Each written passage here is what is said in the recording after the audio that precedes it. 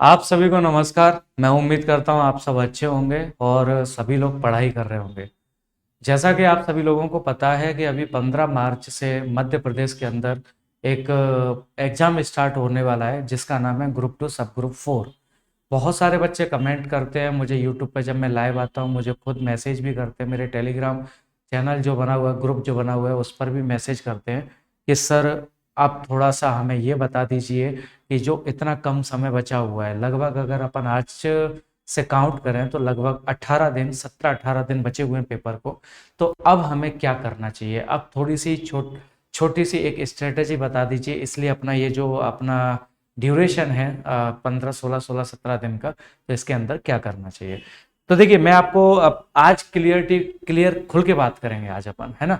अपने दिमाग में कोई भी मैं ये बात नहीं रखूंगा कि बच्चे क्या समझेंगे, और बच्चों को भी दिमाग में ये नहीं रखना है कि सच्चाई से मुंह फेरना पड़े। नहीं, आज जो मैं बोल रहा हूँ उसको आपको वाकई में अपने गले में उतारना पड़ेगा और हमें उस चीज पे अमल भी करना पड़ेगा। देखिए, अगर मैं बात करूं आज की डेट में, आज अपना कौन सा वार हो गया, 25 फेब है आज। तो 25 फरवरी है आज, 25 फरवरी हो गई, 15 मार्च को पेपर है। 28, 3 दिन ये बचे हुए हैं और 15 दिन, 14 दिन वो बचे हुए हैं, 18वें दिन तो पेपर ही हो जाएगा। तो मैं अगर आज की डेट की बात करूं, अगर मैं अभी की बात करूं, तो मैं ये कह सकता हूं कि अभी 3 टाइप के स्टूडेंट अपने पेपर देने जाएंगे। कितने टाइप के? 3 टाइप के स्टूडेंट। 3 टाइप में कौन कौन से स्टूडेंट होंगे समझना। पहले टाइप के तो वो स्टूडेंट होंगे जो पिछले 1 या 2 साल से तैयारी कर रहे हैं। पिछले 1 वर्ष, कम से कम 1 वर्ष, पिछले कम से कम 1 वर्ष से तैयारी कर रहे हैं, तैयारी कर रहे हैं। पहले टाइप के तो ये स्टूडेंट होंगे। हालांकि मैं ये नहीं कह रहा कि वो तैयारी पटवारी की कर रहे हैं, ग्रुप टू सब ग्रुप 4 की कर रहे हैं, नहीं। वो कॉम्पिटेटिव एग्जाम की तैयारी कर रहे हैं पिछले 1 वर्ष से। हो सकता है कई लोग एमपीएसआई की तैयारी कर रहे होंगे, हो सकता है नगर निगम की तैयारी कर रहे होंगे, हो सकता है कांस्टेबल की तैयारी कर रहे होंगे, हो सकता है ग्रुप टू सब ग्रुप 4 की ही तैयारी कर रहे होंगे, हो सकता है पटवारी की तैयारी कर रहे होंगे, जो पिछले 1 वर्ष से तैयारी कर रहे हैं। मैं ये नहीं कह रहा कि इस पर्टिकुलर एग्जाम की तैयारी कर रहे हैं, ग्रुप टू सब ग्रुप 4 की तैयारी कर रहे हैं, नहीं। वो किसी भी कॉम्पिटेटिव एग्जाम की तैयारी कर रहे हैं। हो सकता है वो एसएससी सीजीएल की तैयारी कर रहे हो सकता है वो सीएचएसएल की तैयारी कर रहे हो, सीडीएस की तैयारी कर रहे हो, बस कॉम्पिटेटिव एग्जाम की तैयारी कर रहे हो। पहले टाइप के तो ये स्टूडेंट होंगे। दूसरे टाइप के कौन से स्टूडेंट होंगे? जब ग्रुप टू ग्रुप टू सब ग्रुप 4 का नोटिफिकेशन आया, उस समय से तैयारी कर रहे हैं। कुछ लोग ऐसे भी होंगे जो ग्रुप टू सब ग्रुप 4 का नोटिफिकेशन आया था उस समय से तैयारी कर रहे हैं। और कुछ ऐसे होंगे जिन्होंने सिर्फ और सिर्फ फॉर्म भरा है, तैयारी तैयारी से उनका कोई लेना देना नहीं है।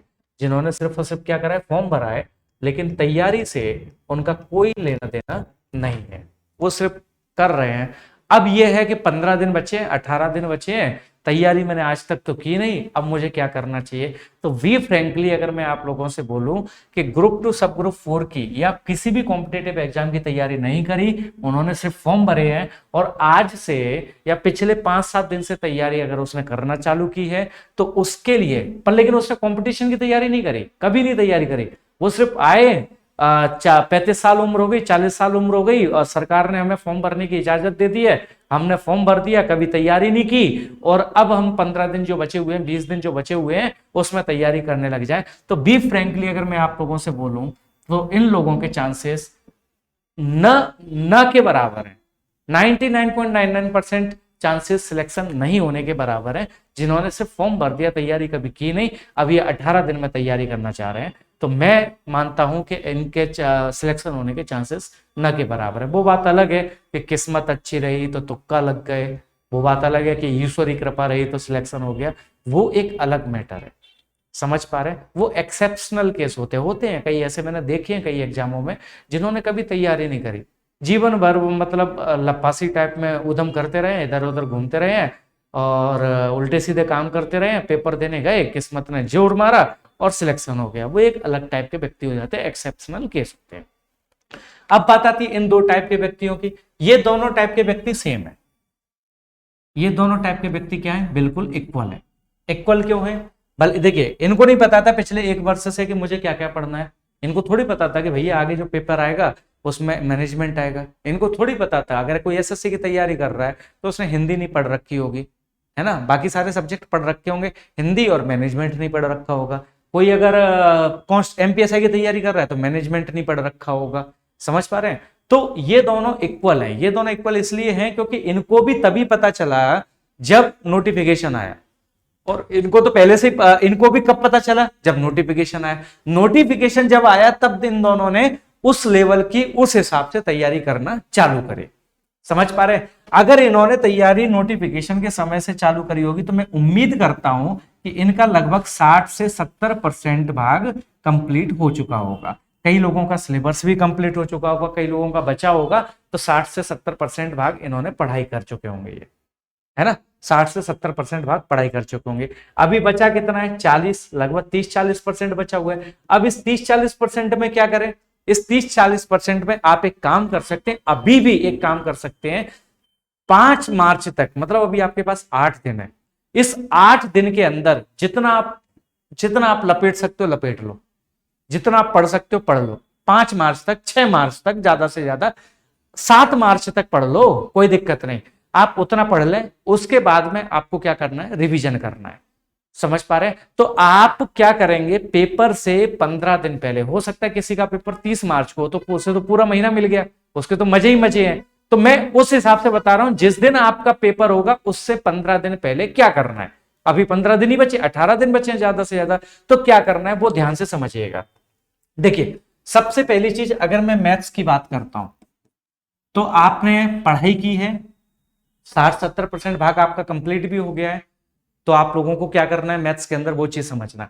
अगर आपने पढ़ाई की है तो सबसे पहला काम तो ये करना है, अभी थोड़ा और पढ़ लो 5 मार्च तक। अगर 15 मार्च को पेपर है तो 5 मार्च तक और पढ़ लो, और उसके बाद रिवीजन रिवीजन रिवीजन रिवीजन, जितना आपने पढ़ा है बस उतना सा पढ़ते रहिए, इसके अलावा कुछ नहीं करना, कोई नया नहीं पढ़ना। पेपर आपका 15 दिन बाद है तो 15 दिन पहले आपको कोई नया चीज चालू नहीं करनी है। आपने जितना पढ़ लिया है सिर्फ उतना पढ़िए, इसके अलावा छोड़ दो सारी चीजों को। जितना पढ़ा है उसी को समेट लो, जितना पढ़ा है उसी को अपने दिमाग में बैठा लो, जितना पढ़ा है उसी का रिवीजन कर लो। और आपको क्या करना है, पर डे एक मॉक टेस्ट देना है। पर डे एक मॉक टेस्ट देना है। किसी भी, आप जहां पे जो भी मॉक टेस्ट दे रहे हैं, जहां से भी दे रहे हैं, कहीं से भी दे रहे हो, चाहे वो कई लोग कहते हैं सर हम टेक्स्ट बुक का दे रहे हैं, कई लोग किसी का नाम लेते हैं, कई लोग द पैसिफिक एकेडमी के टेस्ट दे रहे हैं, तो जहां से भी आप दे रहे हैं तो आपको क्या करना है, पर डे एक मॉक टेस्ट देना है। पर डे, जब आपका पेपर है, 15 दिन पहले की बात बता रहा हूं, किसी का अगर 30 मार्च को पेपर है तो उसे 15 मार्च से इस स्ट्रेटेजी को फॉलो करना है। समझ पा रहे हैं? तो पेपर से 15 दिन पहले आपको क्या करना है वो चीज मैं आप लोगों को बता रहा हूं। अगर किसी का 15 मार्च को है तो वो बेटा 1 मार्च से ही इस स्ट्रेटेजी को फॉलो कर लेना। क्या करना है, पहला तो जितना आपने पढ़ा उसको आप क्या कर लीजिए बेटा, रिवीजन करना चालू कर दीजिए। जितना आपने पढ़ा है उसको समेटना चालू कर दीजिए। जितना आपने पढ़ा है उसको दिमाग में बैठाना चालू कर दीजिए। और आपको पर डे क्या करना है बेटा, एक मॉक टेस्ट देना है। पर डे एक मॉक टेस्ट। अगर आप एक भी दिन मॉक टेस्ट छोड़ रहे हो, आप समझ जाओ आपके नंबर कम हो रहे हैं। पर डे मॉक टेस्ट देना है। अब देखिए, इधर बात आती है कि सर अब हमें ये बता दो कि कौन कौन से इंपॉर्टेंट टॉपिक्स हैं, अगर हम उनको पढ़ लें तो हमारा फिर भी उद्धार हो जाए। तो वो चीज मैं आज आप लोगों को बता देता हूं। जैसे मैथ्स की अगर मैं बात करता हूं तो मैथ में जो मैं आप लोगों को बता रहा हूं बस उतना सा आपको करना है। सबसे पहले आपको क्या करना है, ज्योमेट्री, मेंसुरेशन और कोऑर्डिनेट ज्योमेट्री। फिर बात आती है आपकी स्टैटिस्टिक वाला पार्ट। फिर आता है आपका बेटा यहां पर क्वाड्रेटिक इक्वेशन, या क्वाड्रेटिक से अच्छा है मैं लिख देता हूं पॉलिनोमियल। मतलब इसमें क्वाड्रेटिक इक्वेशन भी आ जाएगी, है ना। क्वाड्रेटिक इक्वेशन इसी के अंदर अपन डाल रहे हैं, क्वाड्रेटिक इक्वेशन। इसके बाद आती है आपकी प्रोबेबिलिटी, और इसके बाद आपका आता है एवरेज और एज, और इसके बाद आता है रेशियो एंड पार्टनरशिप। प्रपोर्शन होता है लेकिन अपन पार्टनरशिप की बात कर रहे हैं यहाँ पे, ये एक चैप्टर जुड़ जाएगा पार्टनरशिप। आपको गणित में सिर्फ इतने से टॉपिक कर लेने। यहाँ पे एक और टॉपिक जोड़ देते हैं अपन, नंबर सिस्टम। नंबर सिस्टम, ये वाले पार्ट आपको करने हैं बेटा। इतना सा आपको गणित में पढ़ लेना है। अगर आपके पास 15 दिन है पेपर के लिए, तो अगर आपका पहला 15 मार्च को ही पेपर है, तो आपको सिर्फ इतना सा कर लेना बेटा, इनका रिवीजन मार देना, इनको अच्छे से पढ़ लेना। बाकी जो पढ़ रखा है उनका जल्दी जल्दी रिवीजन कर लोगे चलेगा, लेकिन इनका डीपली तरीके से आपको रिवीजन करना पड़ेगा मैथमेटिक्स के अंदर। समझ पा रहे हैं? तो आपको अपना जो आज की स्ट्रेटेजी में जो आपके सामने लेकर आया हूं, उसे 15 मार्च के हिसाब से लेकर आया हूं। अगर आपका पेपर 30 मार्च से है, तो आप इस स्ट्रेटेजी को 15 मार्च से फॉलो अप करेंगे। अगर आपका पेपर 5 अप्रैल को है, तो आप इस स्ट्रेटेजी को 20 मार्च से फॉलो अप करेंगे। अगर आपका पेपर 20 मार्च को है, तो आप इस स्ट्रेटेजी को 5 मार्च से फॉलो अप करेंगे। समझ पा रहे हैं? सबसे पहला काम ये करना है, 15 दिन बचे, उस 15 दिन में जितना आपने पढ़ लिया है उसका रिवीजन कर लो, जितना आपने पढ़ लिया उसको आप समेट लो, और आपको पर डे एक मॉक टेस्ट लगाना है। फिर बात आती है कि सर अब हमें इतने 15 दिन के अंदर अंदर वो इंपॉर्टेंट टॉपिक बता दो जिन पर हमें ज्यादा फोकस करना है। तो मैथमेटिक्स के अंदर बेटा ये सारे टॉपिक हैं जिन पर आपको फोकस करना है, ये इंपॉर्टेंट टॉपिक है। अगर इसके अलावा भी आपके पास समय बचता है, तो थोड़ा सा बेटा परसेंटेज और प्रॉफिट एंड लॉस वाला पार्ट भी पढ़ लेना, अगर समय बचता है। अगर नहीं बचता है तो इसे एडिशनल में डाल दो, परसेंटेज और प्रॉफिट एंड लॉस को। लेकिन ये वाले टॉपिक आपको बेटा डिटेल में पढ़ के जाने, डीपली तरीके से पढ़ के जाने हैं। ठीक है?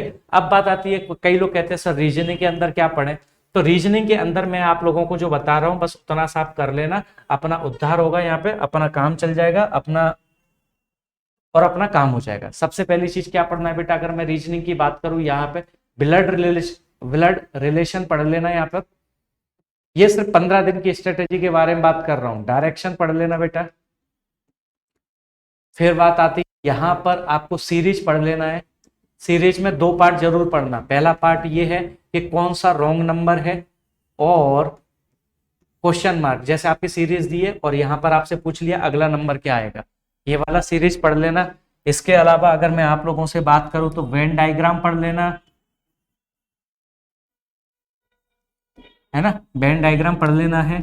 और इसके अलावा यहां पर मैं अगर आप लोगों से बात करूं, रीजनिंग के अंदर वेन डायग्राम हो गया, सीरीज हो गई, डायरेक्शन हो गई, ब्लड रिलेशन हो गया।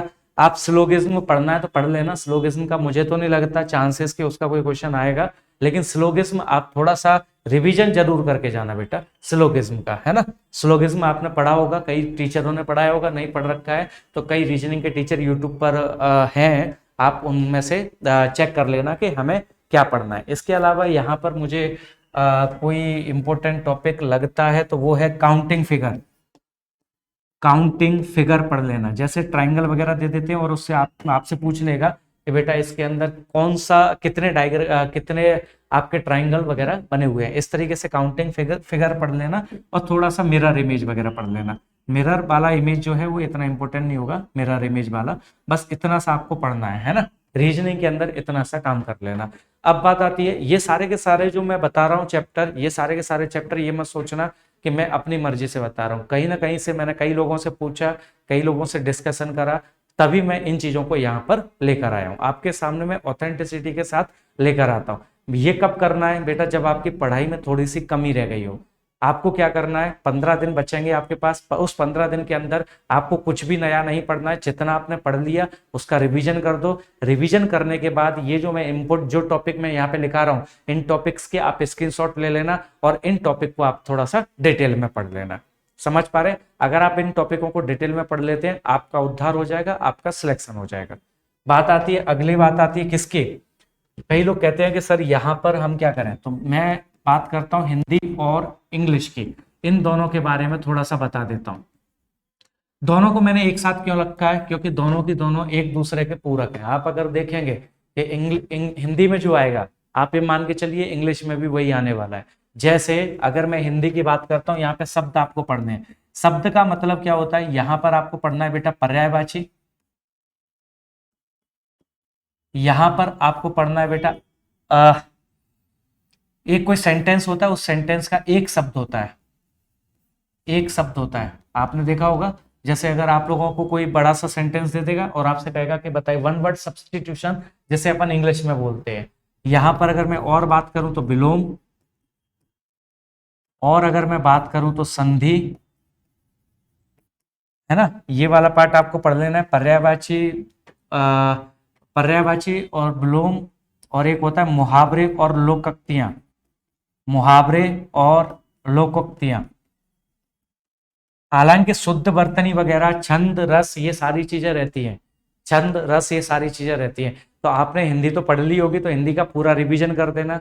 पूरा रिवीजन करने के बाद में आपके पास समय कम बचेगा, तो आप इन चीजों को थोड़ा सा ध्यान से गौर करके पढ़ लेना बेटा। समझ पा रहे हैं? इतना सा आपको काम करना ही करना पड़ेगा हिंदी में। अगर आप इतना सा काम कर लेते हैं तो आपका काम चल जाएगा। लेकिन मैं फिर बोल रहा हूं, आपने अभी तक 60-70% सिलेबस खत्म कर दिया होगा, तो बच्चे जो 15 दिन है, पेपर जिस दिन होगा उस दिन से 15 दिन पहले आपको सिर्फ एक ही काम करना है, जितना आपने पढ़ा उसका रिवीजन मार दो। जो मैं यहाँ पे टॉपिक बता रहा हूँ उन टॉपिकों को गौर से ध्यान से पढ़ लो। पर डे एक मॉक टेस्ट देना है, सिलेक्शन हो जाएगा। अगर मैं इंग्लिश की बात करूं तो इंग्लिश में भी आपको क्या, वन वर्ड सब्स्टिट्यूशन, एक या दो क्वेश्चन इसमें से आएंगे, वन वर्ड सब्स्टिट्यूशन। एक आएगा आपको एंटोनेम्स में से, और एक आएगा आपका बेटा सिनोनिम्स में से। एक आएगा बेटा आपका ईडियम फ्रेजेस में से, ईडियम एंड फ्रेजेस में से। यहां पर, अच्छा यहां पर आपके पास समय बचे तो व्याकरण पढ़ लेना, लेकिन व्याकरण पढ़ने में आपको ज्यादा समय खराब नहीं करना है ना, क्योंकि 15 दिन है हमारे पास। 15 दिन में आपको ऐसा नहीं है कि व्याकरण में आप लग गए, पेपर से 15 दिन पहले की स्ट्रेटेजी है पूरी की पूरी। तो आपको क्या करना है, ऐसा नहीं कि व्याकरण में लग गए हो, बिल्कुल पढ़ने में लग गए, नहीं, व्याकरण का रिवीजन मार देना। जो आपने नोट्स बना रखे हैं उसके, अगर नोट्स नहीं बना रखे तो मैंने एक बुक के बारे में बताया था, उस बुक का आपको क्या कर लेना है, पूरा का पूरा व्याकरण का रिवीजन मार लेना। ज्यादा समय नहीं लगना चाहिए। आप अगर करें तो व्याकरण एक आपको लगभग 3 से 4 दिन के अंदर या 4 से 5 दिन के अंदर पूरा व्याकरण खत्म कर देना है। उसके बाद में क्या कर लेना है, आपके जो जैसे रस, छंद वगैरह हुए, इनके भी थोड़ा थोड़ा सा आप देख लेना कौन कौन सा पार्ट है, और इनको थोड़ा सा डिटेल में देख लेना है, ठीक है। इंग्लिश की अगर मैं बात करूं तो यहाँ पर और जो आपकी वो रहती ग्रामर, ग्रामर में टेंस वगैरह रहते हैं, प्रोनाउन, नाउन वगैरह रहते हैं। तो बेटा ग्रामर थोड़ा सा पढ़ लेना। कुछ इंपॉर्टेंट टॉपिक होते हैं जैसे noun, pronoun, preposition, adjective, adverb, ये इंपॉर्टेंट टॉपिक रहते हैं। क्वेश्चन टैग वगैरह जो रहते हैं, लेकिन क्वेश्चन टैग वगैरह पूछने के चांसेस न के बराबर है। मैं उम्मीद करता हूँ शायद वहां से क्वेश्चन भी नहीं आएगा। यहाँ पे पैसेज आ सकता है एक, और अगर पैसेज आता है तो आप पैसेज को तो आराम से कर लेंगे। पैसेज में आपको इतना कुछ ज्यादा माथा पच्ची करने की जरूरत नहीं है। फिलहाल आपके पास जब समय कम बचेगा तो इनका आप रिविजन मार देना। इतना सा आपको काम इंग्लिश के अंदर कर लेना है। अगर इंग्लिश में आपको बुक जाननी है तो बुक नीतू सिंह की सबसे अच्छी बुक है। हाँ, थोड़ी सी मोटी जरूर है, लेकिन अब आपके पास समय नहीं है कि आप उसे पूरा डिटेल में पढ़ दो। आपने इंग्लिश कहीं से पढ़ी होगी, आपने कोचिंग ले रखी होगी, या आपने कहीं से भी पहले से भी तैयारी कर रहे होंगे, तो इंग्लिश के नोट्स होंगे। आप उस इंग्लिश के नोट्सों को, सारी चीजों को रिवीजन मार देना, और आप प्रीवियस ईयर के जो one word substitution, antonym, synonym, idiom phrases वगैरह जो पूछे गए थे, उनको आप थोड़ा सा पढ़ लेना। यहाँ पे एक्टिव, पैसिव और नरेशन जरूर पढ़ लेना। एक एक क्वेश्चन इसमें से आएगा, एक्टिव, पैसिव और नरेशन में से। सरल पार्ट होता है एक्टिव, पैसिव और नरेशन ही ऐसे थे जो मुझे अच्छे लगते थे, और एक भी क्वेश्चन गलत नहीं होने देता था, एक्टिव, पैसिव और नरेशन में। इतना सा पार्ट बेटा आपको किसमें पढ़ लेना है, हिंदी और इंग्लिश के अंदर। अब बात आती है कंप्यूटर की, कि सर कंप्यूटर में क्या करें। तो कंप्यूटर का मैं फिर बता देता हूं आप लोगों को। कंप्यूटर के देखिए, मैं जो बता रहा हूं उतना सा आप कर लेना, बाकी जितना आपने पढ़ लिया उसका आपको रिवीजन कर लेना है। क्या क्या करना है बेटा कंप्यूटर में, आपको वर्ड के बारे में पढ़ लेना है, MS ऑफिस जिसे अपन बोलते हैं, MS ऑफिस। MS ऑफिस में आपका क्या रहेगा, माइक्रोसॉफ्ट वर्ड रहेगा, पावर पॉइंट रहेगा। तो ये इनके बारे में, इनके फंक्शन के बारे में, इनकी टर्मिनोलॉजी के बारे में आपको जानकारी रखनी है। थोड़ा सा आपको बेटा इनपुट और आउटपुट डिवाइसेस के बारे में जानकारी रखनी है, इनपुट और आउटपुट डिवाइसेस के बारे में जानकारी रखनी है। और इसके अलावा थोड़ा सा आपको इंटरनेट और आर्टिफिशियल इंटेलिजेंसी के बारे में हल्का फुल्का सा आपको पढ़ लेना है। इसके अलावा आपको कुछ नहीं पढ़ना। हाँ, थोड़ा फुल फॉर्म वगैरह रहते हैं, CPU का फुल फॉर्म क्या होता है, IR का फुल फॉर्म क्या रहता है, इस तरीके से आपके जो फुल फॉर्म रहते हैं, तो उन फुल फॉर्मों को जरूर पढ़ लेना। आखिरी में मैं एक किताब बता दूंगा, अब उस 15 दिन में आपको कौन सी किताब पढ़ लेनी है, उतना सा काम कर लेना, ठीक है। अब बात आती है किसकी, अगर मैं साइंस की बात करूं तो साइंस में बेटा मैं फिर आप लोगों से बोल रहा हूं, अब आपके पास समय नहीं बचेगा। अगर आपके पास 15 दिन है पेपर के लिए तो आपके पास समय नहीं बचेगा। साइंस के अंदर आपको बायोलॉजी पर फोकस बहुत ज्यादा करना है, क्योंकि सबसे ज्यादा क्वेश्चन बायोलॉजी के आने हैं। बायोलॉजी के बाद दूसरे नंबर पर आपके पास केमिस्ट्री के क्वेश्चन आने हैं, और फिर आपके पास में फिजिक्स के क्वेश्चन आने हैं। तो फिजिक्स तो लगभग सरल सब्जेक्ट रहता है, लेकिन बायोलॉजी पर आपको सबसे ज्यादा फोकस करना है। बायोलॉजी जितना हो सके उतना सा आप पढ़ लेना, लेकिन आपने जितनी पढ़ रखी है उसका रिवीजन मार देना। रिवीजन मारने के बाद में उनके मॉक टेस्ट लगा लेना। मॉक टेस्ट तो आप लगाओगे ही, तो हर मॉक टेस्ट में 25-25 क्वेश्चन साइंस के आने ही है, उनका आपको रिवीजन कर लेना है। बस इतना सा आपको क्या करना है बेटा, साइंस के अंदर बायोलॉजी वाला पार्ट पढ़ लेना। बायोलॉजी के अंदर क्या पढ़ना है, बायोलॉजी तो बहुत ब्रॉड होती है, तो अगर मैं बात करूं तो बायोलॉजी के बारे में ब्लड ग्रुप के बारे में पढ़ लेना, यहाँ पर आपको सेल के बारे में पढ़ लेना है, केमिस्ट्री में आपको आइसोटॉप के बारे में पढ़ लेना है, पीरियोडिक टेबल के बारे में पढ़ लेना है, और अगर मैं फिजिक्स की बात करूं तो यहाँ पर लाइट वाला चैप्टर जरूर पढ़ के जाइएगा, और यूनिट पढ़ लेना है। यूनिट का मतलब ये होता है जैसे फोर्स की यूनिट क्या रहती है, जैसे वर्क की यूनिट क्या रहती है, वो सारी की सारी चीजें, ऐसा ही यूनिट क्या रहती है, आपने फिजिक्स थोड़ा बहुत पढ़ा होगा तो आपको पता चल जाएगा। तो बायोलॉजी में आपको सेल के बारे में, कोशिकाओं के बारे में पढ़ लेना है, लीवर के बारे में पढ़ लेना, हार्ट के बारे में पढ़ लेना, ब्रेन के बारे में पढ़ लेना, और यहाँ पर सेल तो हो ही गया, ब्लड के बारे में पढ़ लेना। ग्रुप, ब्लड ग्रुप जो होता है ना कि ए नेगेटिव बी पॉजिटिव किस तरीके से रहते हैं, और थोड़ा सा क्रोमोसोम के बारे में पढ़ लेना। तो मैंने जो पार्ट बताया इतना तो आपको पढ़ना ही है। सबसे पहले तो इंट्रोडक्शन आपको बारे थोड़ा पता होना चाहिए। इंट्रोडक्शन मैं इसलिए बोल रहा हूँ, कभी कभी पूछ लेता है बताइए इसका जनक कौन है, बायोलॉजी का फादर कौन है, बायोलॉजी में आपसे पूछ लेगा जूलॉजी का फादर कौन है, तो थोड़ा सा इंट्रोडक्शन के बारे में आपको पता होना चाहिए। फिर आपको पता होना चाहिए बेटा सेल के बारे में, फिर आपको पता होना चाहिए यहाँ पे ग्लैंड्स के बारे में, और यहाँ पर अगर मैं बात करूं लीवर के बाद ब्रेन के बाद में आपको स्टमक के बारे में थोड़ा सा पता होना चाहिए। स्टमक कौन सा जूस बनाता है, बाइल जूस वगैरह, ये सारी चीजें यहाँ पर। और अगर मैं बात करूं तो आप लोगों से ब्लड ग्रुप के बारे में पढ़ लेना। ब्लड ग्रुप के बाद अगर मैं बात करूं तो आपसे क्रोमोसोम के बारे में पढ़ लेना, है ना। और कुछ आपने देखा होगा कुछ बैक्टीरिया वगैरह और वायरस वगैरह से कौन कौन सी बीमारियां होती हैं, ये थोड़ा सा इंपॉर्टेंट टॉपिक रहता है। बैक्टीरिया और वायरस वगैरह से कौन कौन सी बीमारियां होती हैं वो थोड़ा सा पढ़ लीजिएगा। बायोलॉजी के अंदर सिर्फ इतना पढ़ना है। कब पढ़ता है, जब आपका पेपर अगले 15 दिन बाद हो। 15 दिन बाद पेपर है, तो आपने जितना पढ़ा है वो तो आप पढ़ ही लेना, उतना तो आपको रिविजन करना ही करना है। उसके बाद में थोड़ा सा इनके बारे में आप डिटेल में चले जाना, ठीक है। डिटेल में जब आप चले जाओगे तो ये ऑटोमेटिकली आपके चीजें समझ में आने लगेंगी कि हमें क्या क्या करना है, ठीक है। बैक्टीरिया और वायरस से होने वाली डिसीज जो होती है इनके बारे में जरूर पढ़ के जाना, क्वेश्चन आपको रखा मिलेगा। अगर मैं बात करूं यहाँ पे केमिस्ट्री के बारे में, तो केमिस्ट्री के बारे में मैं सच बता दूं, मैंने ज्यादातर जितने भी लोगों से पूछा तो ज्यादातर लोगों का कुछ भी कोई ऐसा संतुष्टि पूर्वक जवाब नहीं आया। कई टीचरों ने केमिस्ट्री के बारे में कुछ ना कुछ बताया, कुछ ना कुछ बताया, कुछ ना कुछ बताया। तो मैंने उस पूरा जो ओवरव्यू निकाला उससे पता चला कि केमिस्ट्री के बारे में बेटा आपको आइसोटोप के बारे में पढ़ लेना है। यहाँ पर अगर मैं बात करूं पीरियोडिक टेबल के बारे में पढ़ लेना है। पीरियोडिक टेबल ही आपके अपने ये हो जाएगी, और एक होती केमिकल इक्वेशंस वगैरह रहती हैं, उनके बारे में आप लोगों को थोड़ा सा पढ़ लेना है, ठीक है। बस इतना सा आप काम कर लेंगे, केमिस्ट्री में काम चल जाएगा, कोई दिक्कत वाली। कुछ फॉर्मूले रहते हैं ना केमिस्ट्री में, आपने देखा होगा कि आप जैसे H2O पानी का रहता है, इसी तरीके से कई फॉर्मूलेस जो रहते हैं ना उनको थोड़ा सा आप रिविजन मार लेना। अगर मैं फिजिक्स की बात करूं, फिजिक्स अपने आप में वैसे तो बहुत बड़ा टॉपिक है बेटा, बहुत बड़ा अपने आप में। आपने देखा होगा 11th-12th में फिजिक्स रहती है, बहुत बड़ा टॉपिक है। अगर मैं फिजिक्स के बारे में बात करूं तो लाइट वाला चैप्टर जरूर पढ़ के जाना, लाइट वाला चैप्टर जरूर पढ़ के जाना। अगर लाइट वाला चैप्टर छोड़ोगे तो बहुत कुछ छोड़ दिया। यहाँ पर आपको यूनिट के बारे में पढ़ लेना है। यहाँ पर कुछ इंपॉर्टेंट लॉज रहते हैं, उन इंपॉर्टेंट लॉज के बारे में पढ़ लेना है। जैसे न्यूटन लॉ हुआ, न्यूटन के 3 नियम होते हैं, और भी थोड़े से लॉज होते हैं, उनके बारे में आप पढ़ लेना, है ना। लेकिन सबसे ज्यादा इंपॉर्टेंट टॉपिक है ये दो पार्ट, लाइट और यूनिट के बारे में। इतना सा आप कर लेंगे, आपको इतना सा काम तो अगले 15 दिन के अंदर करना ही करना है, तभी आपका सिलेक्शन होने के चांसेस बढ़ेंगे, ठीक है। अगर बात आती है मैं यहाँ पर जीएस की, जनरल स्टडी की या जीके की मैं बात करूं, तो जीके के बारे में देखिए मैं फिर बोल रहा हूं एमपीजी के जरूर पढ़ के जाना। आप देखिए कई लोग कह रहे हैं कि सर हम उसका पेपर देकर आए थे, किसका, अभी एक्साइज का पेपर देकर आए। एक्साइज के पेपर में सर एमपीजीके का कोई क्वेश्चन नहीं था। देखिए मैं फिर बोल रहा हूं, एक्साइज वाले पेपर को पटवारी वाले ग्रुप टू सब ग्रुप वाले 4 पेपर से रिलेट ना करें। एक्साइज वाला पेपर 100 नंबर का, वो 200 नंबर का।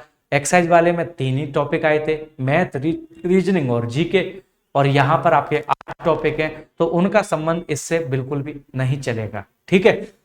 तो मैं फिर बोल रहा हूं कि एमपीजीके आपको जरूर करना है बेटा, एमपीजीके पढ़ लेना। एमपीजीके के बाद पिछले 6 महीने की करंट अफेयर पढ़ लेना। पिछले 6 महीने के करंट अफेयर पढ़ लेना, जहां से पढ़ रहे हैं अच्छा है, कोई दिक्कत नहीं है ना। अगर इसके बाद बात करता हूँ हिस्ट्री की, तो हिस्ट्री के अंदर आपके पास से 15 दिन बचेंगे, तो आपको मॉडर्न हिस्ट्री पढ़ना है। मॉडर्न हिस्ट्री पर आपको थोड़ा सा ध्यान देना है ना। मॉडर्न हिस्ट्री, और थोड़ा सा देखेंगे तो दिल्ली सल्तनत के बारे में, ठीक है, और थोड़ा सा मुगल के बारे में। भाई ये 3 टॉपिक्स आपको, मॉडर्न हिस्ट्री थोड़ा सा बड़ा टॉपिक है, देख लेना। गांधी वगैरह का रहता है कि कौन कौन से ऐसा उन्होंने अभियान करे थे, कौन कौन से आंदोलन करे थे, कौन सा कांग्रेस का अधिवेशन कौन सा कब क्या हुआ था, ये थोड़ा सा आप उसके बारे में देख लेंगे। अगर मैं यहाँ पे पॉलिटी की बात करूं, तो पॉलिटी के बारे में देखिए कुछ चीजें हैं। पार्लियामेंट, ये तो पढ़ना ही पढ़ना है। पार्लियामेंट में 3 ऑप्शन होते हैं, लोकसभा, राज्यसभा और राष्ट्रपति, जिसे प्रेसिडेंट बोलते हैं। तो लोकसभा, राज्यसभा और प्रेसिडेंट के बारे में पढ़ना है, उसके साथ साथ गवर्नर के बारे में पढ़ना है। यानी पार्लियामेंट के साथ साथ आपको बेटा किसके बारे में पढ़ना है, लेजिस्लेटिव असेंबली के बारे में। लेजिस्लेटिव असेंबली के बारे में। पार्लियामेंट में 3 पार्ट होते हैं, संसद जैसे अपन बोलते हैं हिंदी में। पार्लियामेंट में 3 पार्ट होते हैं, आपके लोकसभा, राज्यसभा और आपका प्रेसिडेंट रहता है। ऐसे ही यहाँ पे आपका लेजिस्लेटिव असेंबली में भी आपके क्या रहने हैं, लेजिस्लेटिव असेंबली जिसे अपन बोलते हैं ना, विधानसभा बोलते हैं। विधानसभा, विधान परिषद, तो थोड़ा बहुत देख लेना कि कौन कौन से स्टेट में बनी है, इसके अलावा कुछ नहीं देखना है। और आपके गवर्नर के बारे में, है ना। एक होता है एडवोकेट जनरल और एक होता है अटॉर्नी जनरल, इनके बारे में भी थोड़ा थोड़ा सा पढ़ लेना। कमीशन के जो आर्टिकल्स वगैरह हैं, इंपोर्टेंट आर्टिकल्स हैं, कुछ इमरजेंसी के इंपोर्टेंट आर्टिकल्स हैं, उनको आप जरूर पढ़ लीजिएगा। आर्टिकल्स कुछ सम इंपोर्टेंट आर्टिकल्स, ज्यादा नहीं पढ़ने, इंपोर्टेंट आर्टिकल्स पढ़ने। इंपोर्टेंट आर्टिकल का मतलब क्या है, आपसे पूछ लेगा भैया आप अनुच्छेद जिसे अपन बोलते हैं, अनुच्छेद जिसे बोलते हैं, है ना। जैसे आपसे पूछ लेगा बताइए राष्ट्रपति कौन से आर्टिकल में, जैसे आपसे पूछ लेगा यूपीएससी कौन से आर्टिकल में है, जैसे आपसे पूछ लेगा कि आप बताइए नेशनल इमरजेंसी कौन से आर्टिकल से लगती है। तो ये कुछ इंपोर्टेंट आर्टिकल्स हैं। जैसे आपसे पूछ लेगा अवॉइलेशन ऑफ अनटचेबिलिटी कौन से आर्टिकल में आता है, तो ये इंपोर्टेंट आर्टिकल्स बेटा आप लोगों को पढ़ लेना है पॉलिटी के अंदर। अगर मैं यहाँ पे बात करता हूं अब किसकी, ज्योग्राफी की।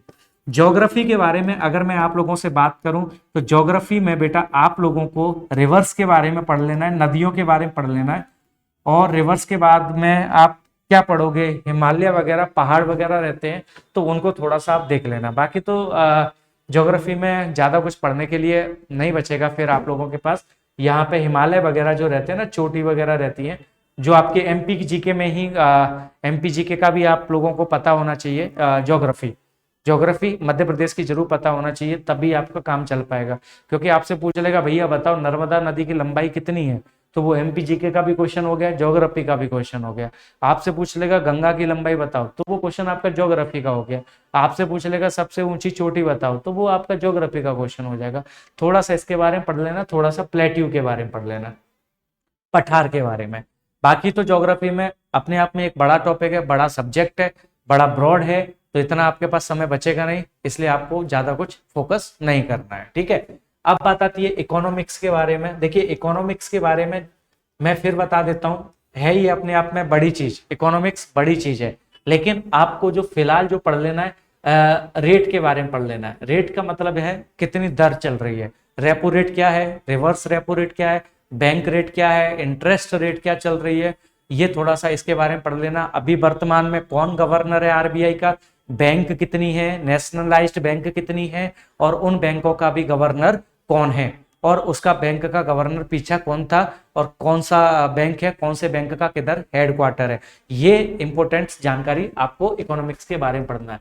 तो रेट के बारे में पढ़ना है, और किसके बारे में पढ़ना है, बैंक के बारे में। और आपको इस बैंक का पूरा पढ़ लेना, बैंक गवर्नर वगैरह जो रहते हैं ना, इतना सा आप लोगों को कर लेना है। बस ये 2 पार्ट कर लेना, इतने से आपका इकोनॉमिक्स में काम हो जाएगा, ठीक है। फिर भी मैं आप लोगों से कह रहा हूं 15 दिन हमारे पास बचेंगे, अपने पास इतना ज्यादा समय रहेगा नहीं, तो इसीलिए आपको मैंने पहले भी एक बुक बताई थी, अब फिर बता रहा हूं।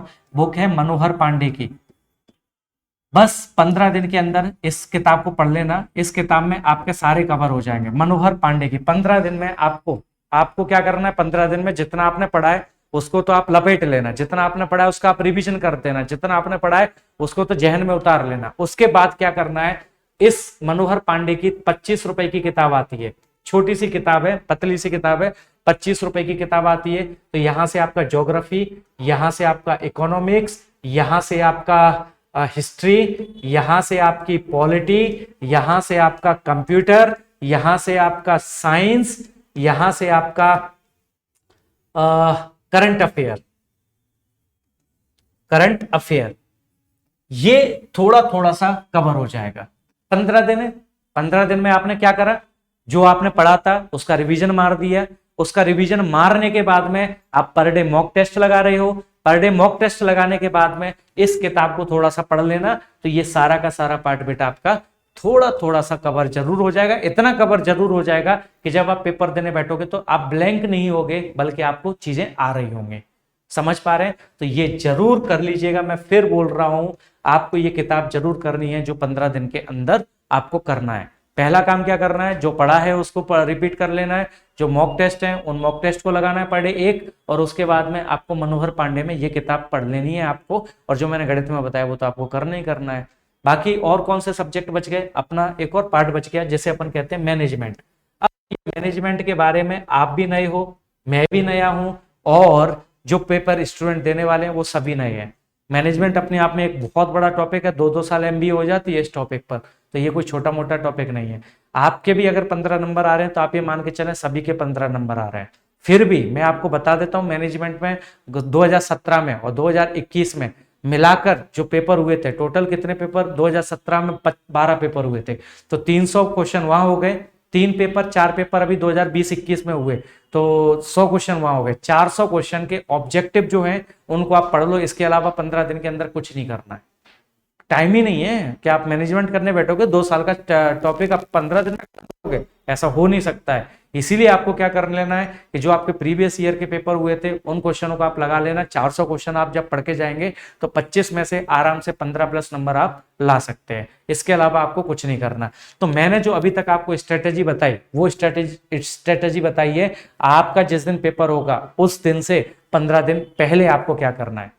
उस 15 दिन के अंदर अंदर आपको क्या करना है, उस 15 दिन के अंदर सबसे पहला काम करना है, ध्यान से सुनना, मैं एक बार और रिपीट कर देता हूं। उस 15 दिन के अंदर सबसे पहला काम करना है, जितना आपने पढ़ लिया है उसको आप रिवीजन करेंगे, नया कुछ भी नहीं पढ़ेंगे।